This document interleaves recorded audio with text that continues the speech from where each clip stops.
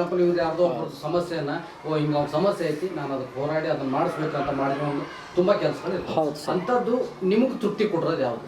ಹೌದು ಸರ್. ಆ ಥರ ಸಹಾಯ ಮಾಡಿರೋದು ನಾವು ಏನು ಸರ್ ಏನು ಸಹಾಯ ಮಾಡಿರ್ತಾವಲ್ರಿ ಅದ ತೃಪ್ತಿ ನಮ್ಗೆ ಸರ್. ನಾವೇನು ರೈತರಿಂದ ಸಹಾಯ ಮಾಡಿರ್ತಾವಲ್ರಿ.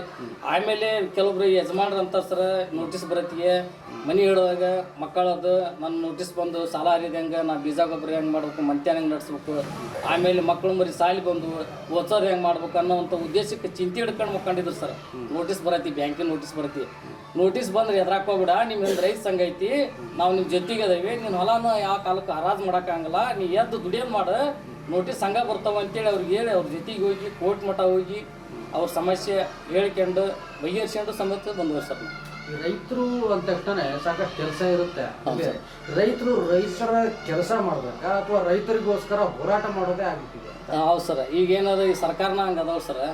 ಸರ್ಕಾರ ಏನು ಮಾಡಾಕಂತೈತೆ ಅಂದ್ರೆ ಪ್ರತಿಯೊಬ್ಬರು ರೈತನಿಗೆ ಅನ್ಯಾಯ ಮಾಡ್ತೈತೆ ಹೊರತು ಏನೋ ಒಂದು ಇಲಾಖೆಗೆ ಹೋಗ್ಲಿ, ಏನೋ ಒಂದು ಕೆಲ್ಸಕ್ಕೆ ಹೋಗ್ಲಿ, ಇವತ್ತು ರೊಕ್ಕ ಹಿಡ್ಕೊಂಡು ಹೋಗ್ಬೇಕು, ಆಮೇಲೆ ಕೆಲಸ ಬಿಸಿಬಿಟ್ಟು ಒಂದು 15-20 ದಿನ ಅಡ್ಡಾಡಿದ್ರೆ ಯಾರು ಕೆಲಸ ಮಾಡಿಕೊಡಂಗಿಲ್ಲ ರೀ. ಅಧಿಕಾರಿಗಳು ಕೇರು ಮಾಡಂಗಿಲ್ಲ. ಯಾಕೆ ಅಧಿಕಾರಿಗಳಿಂದ ರಾಜಕಾರಣದವ್ರು ಸಪೋರ್ಟ್ನೂ ಅದಾರ ಸರ್. ನಾವೇನಾರು ಅಧಿಕಾರಿಗಳಿಗೆ ನಾವೇನಾರ ಅಗದಿ ಸ್ಟ್ರಿಕ್ ಆಗಿ ಮಾತಾಡಕ್ಕೆ ಹೋದಾಗ ರಾಜಕೀಯ ಬೆಳೆಸ್ತಾರೆ ಸರ್. ಅಲ್ಲಿ ರಾಜಕೀಯ ತೊಗೊಂಬಂದು ಅಧಿಕಾರಿಗಳು ಇಡ್ತಾರೆ ಸರ್. ಈಗ ನನಗೆ ಆಗಿದ್ದು ಸರ್, ನಾನು ಒಂದು ಅನ್ಯಾಯ ಆಗಿತ್ತು ಸರ್ ಅಲ್ಲಿ ತಹಸೀಲ್ದಾರ್ ಆಫೀಸ್ನಾಗ. ಆ ರೈತನ ಪರವಾಗಿ ಹೋರಾಟ ಮಾಡಕ್ಕಂತ ಇಡೀ ನಮ್ಮ ತಹಸೀಲ್ದಾರ್ ಆಫೀಸ್ನಾಗ ಏನು ಸಂಬಂಧಪಟ್ಟ ಅಧಿಕಾರಿಗಳು ಅದಲ್ರಿ ನನ್ನ ಮ್ಯಾಗ ಕೇಸ್ ಮಾಡಿದ್ರು ಸರ್. 3-4 ಸಲ ಮುದ್ದತ್ತೀವಿ ಏನು ಸರ್ ನಾವು ಹಿಂದ್ಯಾಗ ಅವರ ಬಂದು ರಾಜ್ಯ ಆಗಿಂದ ಅವಾಗ ಕೇಸ್ ಫುಲ್ ಆಗಿತ್ತು ಸರ್. ರೈತರು ಪರವಾಗಿ ಹೋರಾಟ ಮಾಡಿದ್ರು ಇಷ್ಟು ಕಷ್ಟ ಐತೆ ಸರ್.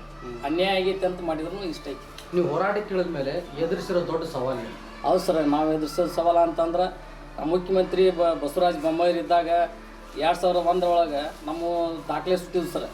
ಅಜ್ಜಂಪುರ ಖಾದ್ರಿ ಅವರು MLA ಇದ್ದಾಗ ಸಂಪೂರ್ಣ ತಹಸೀಲ್ದಾರ್ ಆಫೀಸ್ ಬೆಂಕಿ ಹಚ್ಚಿ ಸುಟ್ಟು ನೀರಿನ ಖರಾಬೊಳಗೆ. ಅವತ್ತಿಂದ ಇವತ್ತಿಗೆ ರೈತ ಎಷ್ಟು ಕಷ್ಟ ಅನುಭವಿಸ್ತಾನಂದ್ರೆ ಡಾಕ್ಯುಮೆಂಟ್ಸ್ಗೆ ಹಳಸರ್ತು ಆದರ್ಶ ಇನಾಮದಾರ ಎಲ್ಲ ಕಾಲಮ್ನೊಳಗೆ ಅದಾವ ಸರ್. ಈಗ ಅವ್ರ ಅಜ್ಜ ಮುತ್ತಾಜನ ಕಾಲ ಮಕ್ಕಳು ಹುಟ್ಟಿದ್ರು ಸಮೇತ ವಾಟ್ನಿ ಪುಡಿ ಆಗೋಲ್ಲ ಸರ್. ಅದರಿಂದ ಅವತ್ತಂದ ನಾನು ಹೋರಾಟ ಮಾಡ್ಕೊಂತ ಬಂದನು ಸರ್. ನಾವು ಹೋರಾಟ ಮಾಡ್ಕೊಂತ ಬಂದಿಂದ ಹಳಸರ್ತು ಆದರ್ಶ ಎಲ್ಲ ಕಡಿಮೆ ಮಾಡಾಕಂತಾರೆ ಸರ್. ಕಡಿಮೆ ಮಾಡ್ಯಾರ, ಎಷ್ಟೇ ಕಡಿಮೆ ಮಾಡ್ಯಾರ. ಇವ್ರು ಯಾರು ರಾಜಕಾರಣದ ಬಗ್ಗೆ ಒಟ್ಟ ದನಿ ಎತ್ತಲಿಲ್ಲ, ರೈತರ ಸಮಸ್ಯೆ ಕೇಳಿಲ್ಲ ಸರ್. ಅದು ನಮ್ಮ ಹೋರಾಟದ ಮುಖಾಂತರ ಆಗಿದೆ ಸರ್.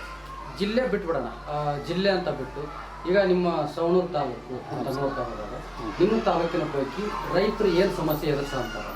ರೈತ ಸರ ಈಗ ಸದ್ಯ ಸರ ಬಿತ್ತಿಗೆ ನಡೆದ ಸರ, ಗೊಬ್ಬರದ ರೇಟ್ ಜಾಸ್ತಿ ಮಾಡ್ಯಾರ ಸರ್. ಆಮೇಲೆ ಪ್ರತಿಯೊಂದು ಔಷಧ ತೋರಿ ಅವನು ಜಾಸ್ತಿ ಮಾಡ್ಯಾರ. ಏನು ಪ್ರತಿಯೊಂದನ್ನು ಜಾಸ್ತಿ ಮಾಡ್ಕೊಂತ ಹೋದಾಗ ಈಗ ಮಳೆನೂ ಹೋದ್ ಸರ. ಈಗ ಮತ್ತೆ ಹೊಳ್ಳಿ 2 ಸಲ ಸೋಯಾಬೀನ್ ಬಿತ್ತಾರ. ಆಮೇಲೆ ಅವ್ರ ಮನ್ಯಾಗ ಬಂಗಾರ ಸಾಮಾನು ಎಲ್ಲ ಇಟ್ಟ ಮತ್ತು ಬಿತ್ತಿಗೆ ಮಾಡ್ಬೇಕು, ಮತ್ತೊಬ್ಬರ ಹತ್ರ ಬಡ್ಡಿ ಹಂಗೆ ತೊಗೊಂಬರ್ಬೇಕು. ಆ ಸಾಲ ಸಮೇತ ಪೀಕ್ ಬಂದಾಗ ನಮ್ಗೆ ಹರಿಯೋಕ್ಕಾಗಲ್ಲ. ಭಾಳ ಕಷ್ಟ ಅನ್ಭವಿಸ್ತಾನೆ ಸರ್. 2 ಎತ್ತಿನ ಕಟ್ಟಿ ಕಮ್ತ ಮಾಡೋ ಒಂದು ಪರಿಸ್ಥಿತಿ ನೋಡ್ಬಿಟ್ರೆ ಸರ, ಪ್ರತಿಯೊಂದು ಆಳು ಬೇಕು. ಆ ಎತ್ತಿನ ಮೇಸಾಕ ಬನ್ನಿ ಒಟ್ಟಾಕ ಆಳ ಸಿಗಂಗಿಲ್ಲ. ಹಿಂಗಾಗಿ ರೈತ ಏನು ಮಾಡಾಕಂತಾನ, ಎತ್ತಿನ ತೆಗೆದು ಗಾಡಿ ಓಡಿಸೋದು ಗಳೆಯಲ್ಲಿ ಈಗ ನೋಡ್ತಿರ್ ಸರ್. ಅಣೆಬೆನ್ನೂರೊಳಗೆ ಒಂದು ಗ್ರಾಮದಾಗ ರೈತರ ಜಗ್ಗ ಹಾಕೊಂತಾರ. ಅಂಥ ಪರಿಸ್ಥಿತಿ ಬಂದೈತೆ ನಮ್ಮ ರೈತರ ಪರಿಸ್ಥಿತಿ. ಅದು ಸೂಕ್ತನ ಇದು ಸೂಕ್ತನ? ಯಾರು ಸರ್? ಈಗ ಎತ್ತುಗಳನ್ನಿಟ್ಟು ಏನು ಇದು ಮಾಡೋದು, ಜಮೀನು ಇದು ಮಾಡೋದೆಲ್ಲ ಹೋಗೈತ್ರಿ. ಹೌದು ಸರ್. ಈಗ ಸಲಕರಣೆಗಳು ಟ್ರ್ಯಾಕ್ಟರ್ ಅಂತ ಇದು ಮಾಡಂತಾರಲ್ಲ, ಅದು ರೈತರಿಗೆ ಉಪಯೋಗ ಆಗಂತ? ಇಲ್ಲ ಸರ್, ಪ್ರತಿಯೊಂದು ನಾವು ರೈತರಿಗೆ ರೊಕ್ಕನ ಹಾಕ್ಬೇಕು ಸರ್ ಈಗ. ಹೌದು ಸರ. ಆಮೇಲೆ ಸರ್ಕಾರ ಏನು ನಮಗೇನು ಸವಲತ್ತು ಅಂತೂ ಕೊಡಂಗ ಸರ್. ನಾವು ಎಲ್ಲರೂ ಸಾಲ ತೊಗೊಂಬಂದು ಬರೀ ಗಾಡಿ ಹೊಡ್ಸಾಕೊಂಡು ಎಲ್ಲದಕ್ಕೂ ಬಿತ್ತೋದಕ್ಕೆ ಎಲ್ಲದಕ್ಕೂ ರೊಕ್ಕನ ಹಾಕ್ಬೇಕು. ಒಂದು ಮಿಷನ್ ತಂದು ಹೊಡಿ ಹಾಕೊಂಡ್ರು ಅದಕ್ಕೆ ಡೀಸೆಲ್ ಪೆಟ್ರೋಲ್ ಹಾಕ್ಕೊಂಡು ಹೊಡಿಬೇಕು ಸರ್. ಎತ್ತ ಇದ್ದರೂ ಉತ್ತಮ ರೀ.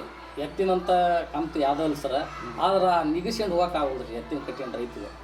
ಸಾಲ ಸಮದ ಅವ್ರ ಮನ್ಯಾಗ ಮಕ್ಕಳು ಒಂದು 2-3 ದಿನ ಗಳೆ ಹೊಡೆದು ಮತ್ತೆ ಬೇರೆ ಕಡೆ ದುಡ್ಯಾಕೆ ಹೋಗ್ತಾರೆ ಜೀವನ ಮಾಡಕ್ಕೆ. ಮನ್ಯಾಗ ಮಗ ಹೊಲಕ್ಕೆ ಹೋಗ್ಯಾನ ಅಥವಾ ಹೊಲಕ್ಕೆ ಏನೋ ಕೆಲಸ ಮಾಡಕ್ಕೆ ಹೋಗ್ಯಾನ ಅಂತಂದ್ರೆ ಇರೋ ರೀತಿ ಬೇರೆ. ಹೌದು ಸರ್. ಈ ಹೋರಾಟ ಗಿರಾಟ ಅಂತ ಹೋದಾನ ಅಂತಂದಾಗ ಮಣ್ಣೊಳಗೆ ಹೆಂಗೆ ಪರಿಸ್ಥಿತಿ ಏನಂದ್ರೆ ನಿಮಗೆ ಸರ್? ಹೋರಾಟಕ್ಕೆಲ್ಲ ಇಳಿದೀನಿ, ಹೋರಾಟ ಎಲ್ಲ ಮಾಡ್ತಾ ಇದ್ದೀನಿ ಅಂದಾಗ ಮನ್ಯಾಗ ಏನಂತ?